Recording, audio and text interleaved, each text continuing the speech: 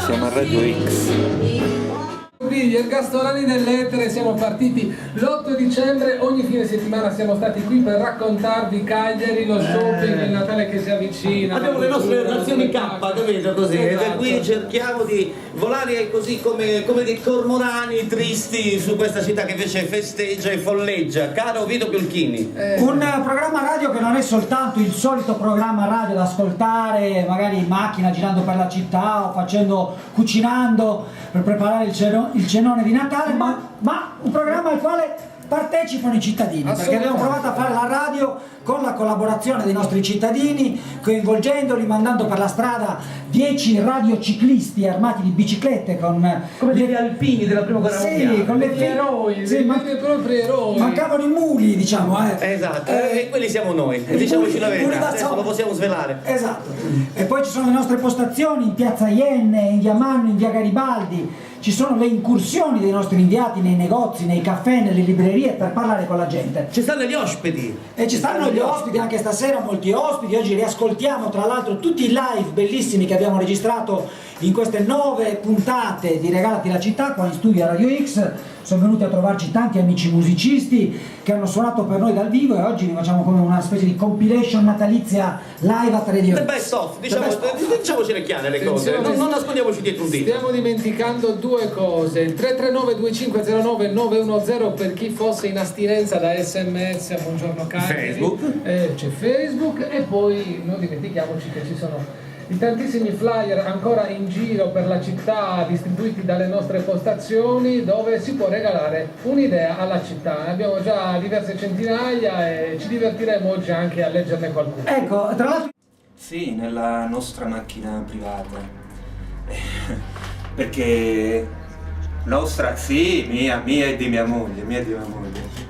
Immaginati che appena arrivato a Cagliari, una delle mie meraviglie era nel fatto che la gente quando ti parlava ti guardava negli occhi, arrivando da una grande solo dal punto di vista della densità di popolazione, città come Napoli, l'idea che ci si potesse fermare e guardarsi negli occhi mi sembrava già una cosa straordinaria.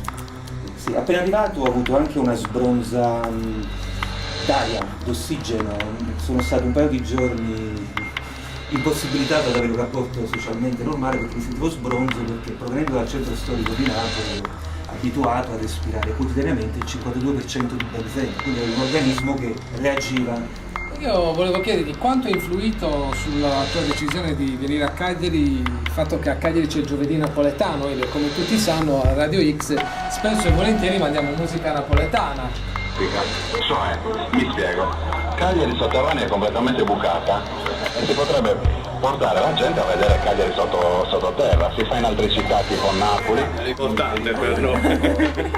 Passava Cristo e bucava. Cagliari secondo me è un laboratorio d'avanguardia, nel senso se ragioniamo su delle traiettorie artistiche, secondo me gli artisti, sì, non solo, cagliaritani, sardi, in genere non hanno niente da invidiare ad artisti di altre realtà ed in più hanno il valore aggiunto di essere meno bollati da entità private, quindi magari hanno una diffusione minore ma una qualità della ricerca secondo me superiore. Quindi sei in qualche modo costretto ad autodeterminare la tua ricerca e a lavorare più sul processo artistico piuttosto che sul prodotto. E questo secondo me molla non da poco, se ragioniamo poi sul senso dell'arte piuttosto che sul prodotto artistico. Nel senso, a Cagliari il rapporto tra arte e vita è un po' più legato in relazione a quello che succede in altre realtà, anche se vengono proposte come più avanguardistiche. L'identità cagliaritana è qualcosa di diverso rispetto a identità che già sono modificate nel DNA della città, sono già predisposte ad accettare qualsiasi cosa succeda in maniera incondizionata. Nel sardo e nel cagliaritano invece c'è una specie di anticorpo di diffidenza naturale verso le cose che arrivano dall'altrove. E questo un po' ci fa difendere così dall'ignoto.